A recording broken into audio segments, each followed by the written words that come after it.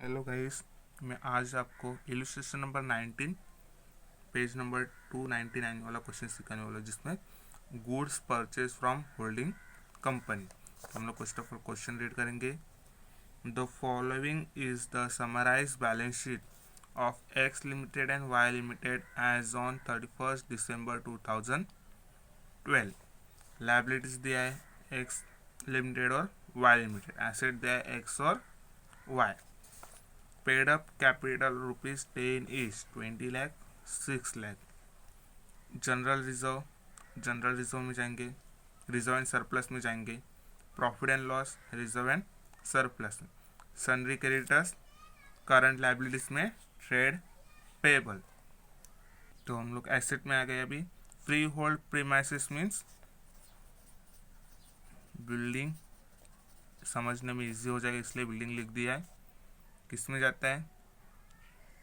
Fix asset में tangible asset, plant and machinery वही non current asset में fix asset में टेंजिबल एसेट, फर्नीचर भी सेम। डेटर्स किस में जाएगा? ट्रेड रिसीवेबल में जाएगा। डेटर किस में जाएगा? ट्रेड रिसीवेबल में जाएगा। स्टॉक इन्वेंटरीज में जाएगा। इन्वेस्टमेंट इन शेयर हम लोग को जिसका वर्किंग नोट बनाना है, cash in hand, cash and cash equivalence में जाएगा। तभी हम लोग एडजस्टमेंट देख लेंगे नीचे। You are required to prepare consolidate balance sheet as on 31 December 2012 showing in detail necessary adjustment and taking into consideration the following information। बाद में फर्स्ट ऑल देखेंगे, X limited require shares of Y limited on 1/1/2012, मतलब 1 January 2012, when the balance in their profit and loss account and general reserve है 1,50,000 and 1,60,000 respectively. मैं इसका calculation आपको profit analysis में करके दिखाऊंगा फर्स्ट वाले। बाद में सेकंड देखेंगे, stock of 3,20,000 held by Y limited consist of 1,20,000 goods purchased from X Limited who charge profit at 25,000 on cost। मैं इसका भी आपको वर्किंग नोट दिखाऊंगा। बाद में included in debentures of X limited ₹30,000 due from Y limited. तो हम लोग क्या करेंगे? ड्यूज बोला है मतलब लेस करेंगे डेटर में से। अभी हम लोग आगे देखेंगे, फॉर्मेट बनाएंगे। फर्स्ट ऑफ ऑल मैंने ऑलरेडी बना के रखा है फॉर्मेट, देख लीजिएगा। Balance sheet, consideration, notes, account notes और वर्किंग नोट। हम फर्स्ट ऑफ ऑल अभी आप देखोगे मैंने बैलेंस शीट पूरा बना के रखा है ready. Equity and liabilities, first share holders funds हम लोग को शेयर कैपिटल के अमाउंट दिए, रिजर्व एंड सरप्लस की दिए, जो नहीं दिए उसका हम लोग ने इंट्रेस्ट नहीं किए। माइनॉरिटी इंटरेस्ट हम लोग को वर्किंग नोट बनाना कंपलसरी है। बाद में करंट लायबिलिटीज, उसमें आता है ट्रेड पेबल, दूसरा कोई आता था वो भी हम लोग ऐड करते, तभी सिर्फ ट्रेड पेबल ही दिया, इसके लिए हम लोग ट्रेड पेबल ही लिख रहे हैं। बाद में एसेट, नॉन करंट एसेट है, फिक्स एसेट है। अभी हम लोग को टेंजिबल एसेट दिया है, जैसे कि बिल्डिंग है, मशीनरी है, फर्नीचर दिया गया है, इसके लिए टेंजिबल एसेट लिखा है। इनटेंजिबल एसेट हम लोग को गुडविल हम लोग कैलकुलेट करते हैं, किससे? कॉस्ट ऑफ कंट्रोल से। बाद में करंट एसेट है, इन्वेंटरी से, ट्रेड रिसीवेबल है, कैश एंड कैश इक्विवेलेंट, और लास्ट में टोटल। फर्स्ट ऑफ ऑल हम लोग वर्किंग नोट पूरा कंप्लीट कर लेंगे, बाद में नोट्स टू अकाउंट में जाएंगे, बाद में बैलेंस शीट फुल कर देंगे। तो फर्स्ट ऑफ ऑल हम लोग वर्किंग नोट में जाएंगे।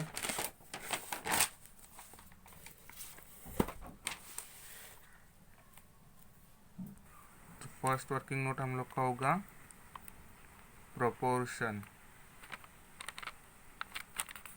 Of ownership on consolidation.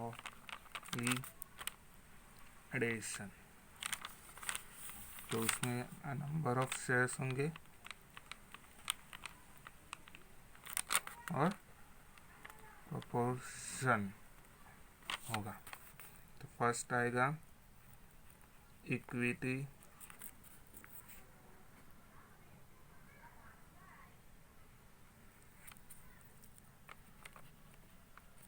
Shares held by H, तो कितना दिया है 4000 दिया है। हम लोग को इन्वेस्टमेंट में हम लोग पढ़ेंगे, इन्वेस्टमेंट में क्या दिया है, investment in shares in Y limited 40,000 shares of 10 each.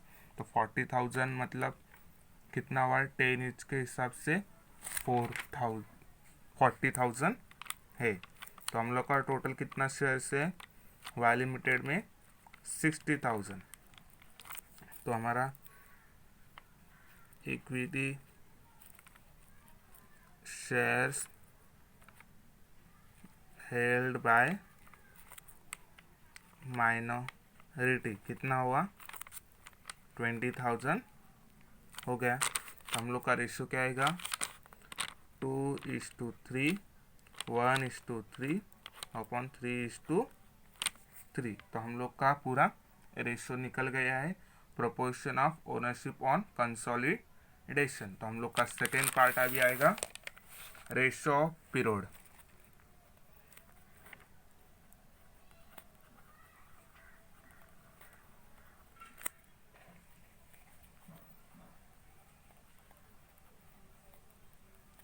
तो उसमें लिखेंगे acquisition on first day of financial year, entire profit for financial year are revenue profit। अभी हम लोग थर्ड देखेंगे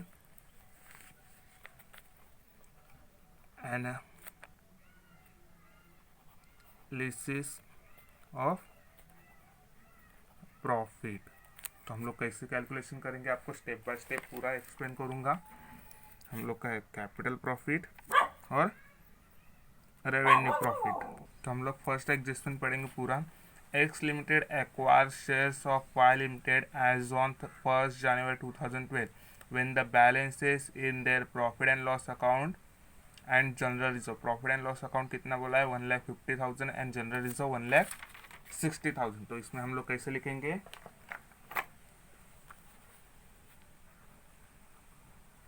रिजर्व्स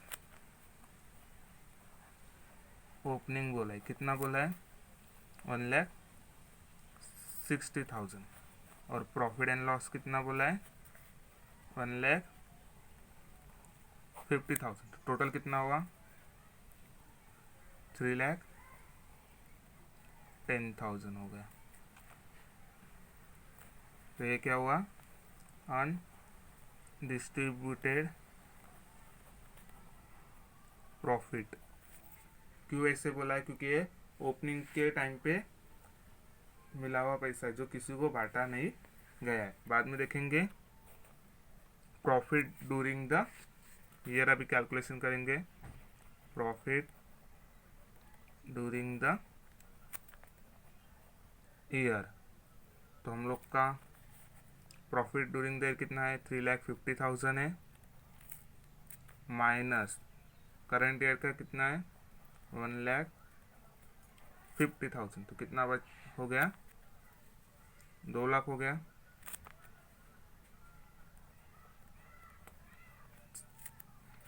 और हम लोग का जनरल रिजर्व कितना है 2,50,000 और दिया कितना है 1,60,000। तो कितना हुआ 90,000 बचा। टोटल कितना हुआ दोनों का 2,90,000। तो ये किधर जाएगा रेवेन्यू प्रॉफिट में जाएगा। तो हम लोग का 3,10,000 और 2,90,000। अगर 6 मंथ का अगर रहता, ये 1 ईयर का नहीं रहता, तो हम लोग 2,00,000 90,000 को क्या करते, डिवाइड करते रेशो के हिसाब से। अभी हम लोग का ये क्या हुआ, फाइनल कैपिटल प्रॉफिट और रेवेन्यू प्रॉफिट। तो हम लोग को क्या कैलकुलेट करना है, माइनॉरिटी इंटरेस्ट और होल्डिंग कंपनी। तो हम लोग का रेशो क्या है, 2:3 और 1:3। तो कितना लेंगे, 3,10,000 इंटू 2 डिवाइड बाय 3। तो हम लोग का हो गया होल्डिंग कंपनी का 2,06,667 और 1,03,333 माइनॉरिटी इंटरेस्ट का होगा। बाद में वैसे ही करेंगे, 2,90,000 इंटू 2 डिवाइड बाय 3। तो कितना हुआ, 1,93,333। तो बचा कितना, 96,667। तो हम लोग का क्या हुआ, हम लोग का माइनॉरिटी इंटरेस्ट भी निकाला, होल्डिंग कंपनी भी निकाला। अब हम लोग क्या निकालेंगे, working note number 4, cost of control. तो उसके लिए हम लोग को चाहिए फर्स्ट वाला, कॉस्ट ऑफ इन्वेस्टमेंट। तो कॉस्ट ऑफ इन्वेस्टमेंट की अमाउंट हम लोग के पास है 5,20,000 जो एसेट साइड में दी गई है। बाद में हम लोग को क्या चाहिए, paid up value of shares. तो हम लोग को कितना मिला है, 4 लाख। वैल्यू कितना मिला हम लोग को, 4 लाख। हम लोग ने कैलकुलेट क्या किया है, इधर देखिए, 40,000 ऑफ नंबर ऑफ शेयर्स। तो एक शेयर्स का वैल्यू कितना है, 10 है। तो मल्टीप्लाई करेंगे 10 तो कितना हो जाएगा, 4 लाख हो जाएगा। तो इसके लिए हम लोग ने 4 लाख ले लिया। बाद में देखेंगे शेयर ऑफ कैपिटल प्रॉफिट। तो हम लोग का कैपिटल प्रॉफिट कितना है, 2,06,667। कितना है, 2,06,667। तो दोनों का टोटल कितना हुआ, 6,06,667। दोनों का टोटल करेंगे तो क्या हुआ, 5,20,000 में से 6,06,665 में से 7 में से 67 में से माइनस करेंगे तो कितना बचता है, 86,667। हम लोग का अमाउंट क्या आता है, नेगेटिव में। अगर पॉजिटिव में आता है तो हम लोग किस में ट्रांसफ़र करेंगे, गुडविल में। अगर नेगेटिव में अमाउंट आता है तो किधर ट्रांसफ़र करेंगे, कैपिटल रिजर्व, मतलब रिजर्व एंड सरप्लस में। समझ में आया। बाद में देखेंगे 5th वन, माइनॉरिटी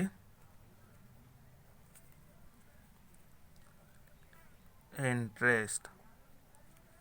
तो हम लोग को फर्स्ट ऑफ ऑल क्या चाहिए, पेड अप शेयर कैपिटल। तो हम लोग का कितना है, 20,000 है। तो 20,000 इंटू नंबर ऑफ शेयर्स कितना है, एक शेयर का वैल्यू कितना है, 10 है। तो कितना होता है, टोटल 2 लाख होता है, बराबर।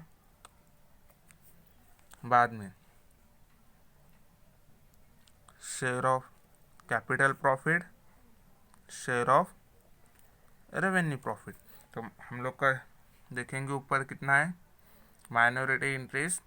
तो हम लोग का कितना है, 1,03,033 और रेवेन्यू प्रॉफिट कितना है, 96,667। तो टोटल कितना हुआ हम लोग का, तो कैलकुलेट करेंगे, 2 लाख प्लस 1,03,333 96,667, तो टोटल होता है हम लोग का 4 लाख रुपीज़। हो गया हम लोग का। बाद में 6 वाला एंट्री करेंगे, consolidated profit and loss account. तो हम लोग लेंगे प्रॉफिट एंड लॉस अकाउंट, जो हम लोग का है 6 लाख रुपीज़। 1 2 3 4 5 6 लाख रुपीज़ है। हम लोग ऐड करेंगे इसमें शेयर ऑफ रेवेन्यू प्रॉफिट। तो हम लोग का शेयर ऑफ रेवेन्यू प्रॉफिट कितना है? 1,93,333। देखो ऊपर लिखा है 1,93,333। तो हम लोग दोनों का टोटल करेंगे अभी, कितना हुआ? 7,93,333। तो हम लोग क्या करेंगे, इसमें से लेस करेंगे अभी, क्या? अनरियलाइज प्रॉफिट, जो वर्किंग नोट, जो नोट नंबर, थोड़ा सा मिस्टेक हो गया बोलने में, लेस अनरियलाइज प्रॉफिट हम लोग का आता है 24,000, जो नोट नंबर 2 में दिया गया है। Stock of ₹3,20,000 held by Y limited consist of ₹1,20,000 goods purchase from X limited who charge profit at 25% on cost. तो उसका कितना आता है? 24,000। इसमें हम लोग माइनस कर रहे हैं, तो टोटल हम लोग का अमाउंट आएगा अभी 7,69,333। तो हम लोग का वर्किंग नोट पूरा हो चुका है।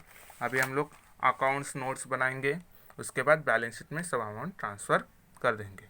अकाउंट नोट्स के लिए फॉर्मेट है H holding company, H subsidiary company और टोटल। तो फर्स्ट आता है रिजर्व एंड सरप्लस। तो उसमें आता है कैपिटल रिजर्व्स कितना है? 86,667। बाद में है जनरल रिजर्व, कितना है? 8 लाख रुपीज़। कैपिटल रिजर्व हम लोग ने इधर इससे लिया है, कॉस्ट ऑफ कंट्रोल हम लोग का अमाउंट नेगेटिव में आया, इसके लिए हम लोग इसको किधर डाल रहे हैं? रिजर्व एंड सरप्लस में। हम लोग का अगर अमाउंट पॉजिटिव में आता तो हम लोग इसको गुडविल में डाल देते थे। बाद में हम देखेंगे सरप्लस कितना दिया गया है? 7। हम लोग का सरप्लस कितना है? 7,69,333। तो हम तीनों का टोटल करेंगे 86,667, 8 लाख प्लस 7,69,333। तो टोटल होता है 16,56,000। हम लोग का ये टोटल हो गया है। तो हम लोग इसकी एंट्री मार लेते हैं। तो हम लोग ने शेयर कैपिटल की भी इंक्रीज नहीं की है, तो शेयर्स कैपिटल हम लोग को कितना दिया है? टोटल 20 लाख दिया गया है। तो हम लोग 20 लाख लिख लेते हैं। बाद में हम लोग ने अभी निकाला कितना notes reserve and surplus 16 lakh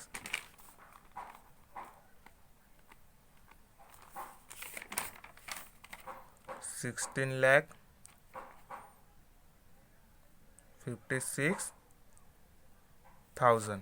reserve and surplus का टोटल है 16,56,000 आ गया है। तो हम लोग सेकेंड वाला देखेंगे। हम लोग का नोट नंबर ये क्या हुआ? 1 हो गया है।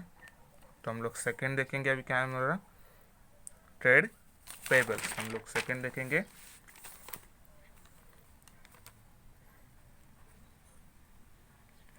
Trade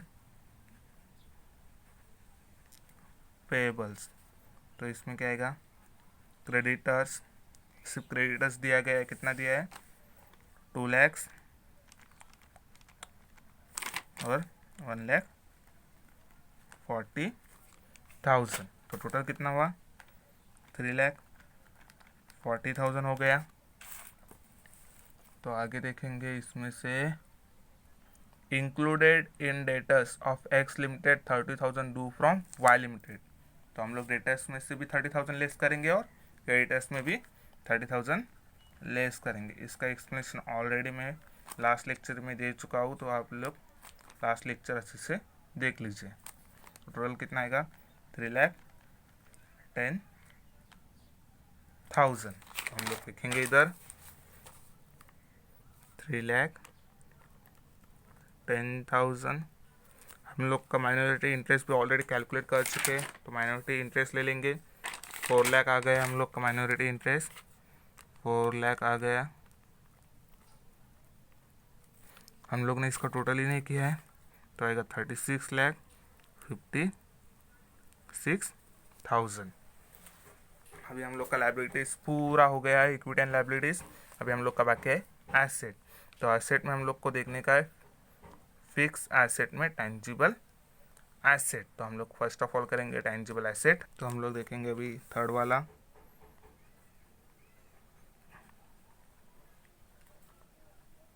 tangible assets. तो फर्स्ट आएगा बिल्डिंग, कितना अमाउंट है? 9 लाख, 2,40,000।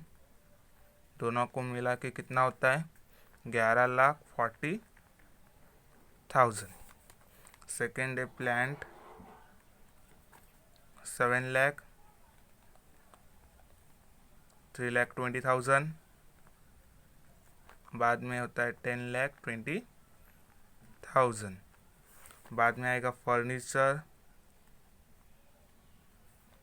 कितना अमाउंट है? 1,60,000। दूसरा है 60,000। तो टोटल कितना हुआ? 2,20,000। तीनों का टोटल करेंगे 11,40,000 प्लस 10,20,000 प्लस 2,20,000 इज इक्वल, तो मेरा आ रहा है 23,80,000। बाद में ये होगा हम लोग का टोटल 23,80,000। तो कितना हमारा वर्किंग नोट नंबर 3, 23,80,000। तो हम लोग का इंटेंजिबल एसेट गुडविल इस टाइम नहीं आया, क्योंकि हम लोग का कॉस्ट ऑफ कंट्रोल नेगेटिव में आया। इसके लिए हम लोग उसको किधर ट्रांसफ़र किए? रिजर्व एंड सरप्लस में ऐड किए। इधर इधर कितना आएगा? 0। तो इसका टोटल कितना आएगा? 23,80,000। तो अभी हम लोग को फोर्थ वाला है इन्वेंटरीज। तो अभी देखेंगे फोर्थ वन, इन्वेंटरीज। इन्वेंटरीज में क्या आता है? स्टॉक आता है। तो हम लोग को स्टॉक का वैल्यू कितना दिया है? 6,40,000 और 3,20,000। 6,40,000 और 3,20,000, दोनों का टोटल कितना हुआ? 9,60,000। हम लोग ने तो लेस करेंगे अनरियलाइज प्रॉफिट, कितना हो रहा है?